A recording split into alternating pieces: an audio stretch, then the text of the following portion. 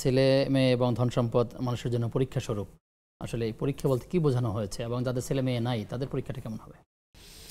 ধন্যবাদ। ছেলে মেয়ে ধন সম্পদ অর্থাৎ সন্তান এবং সম্পদ, ইন্নামা আমওয়ালুকুম ওয়া আওলাদুকুম ফিতনা। ফিতনা, তোমাদের সম্পদ এবং তোমাদের সন্তানেরা হলো ফিতনা। ফিতনা বলতে এখানে পরীক্ষা। পরীক্ষা কি?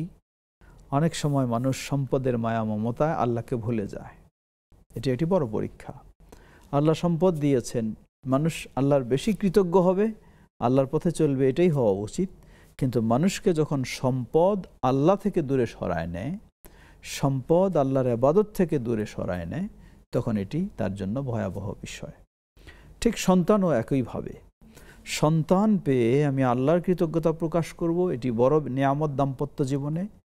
এই সন্তানকে আল্লাহর সন্তুষ্টি অর্জনের মধ্য দিয়ে তাকে গড়ে তুলব, সেভাবেই তাকে মানুষ করব। যদি না পারি, আর এই সন্তানের কারণেই যদি আবার আমি আল্লাহর দিন থেকে সরে থাকি, এটি একটি বড় পরীক্ষা। তো যাকে আল্লাহ দেননি তাকে আল্লাহ অন্য পরীক্ষা করবেন, বরং না দিয়েও আল্লাহ কাউকে পরীক্ষা করবেন।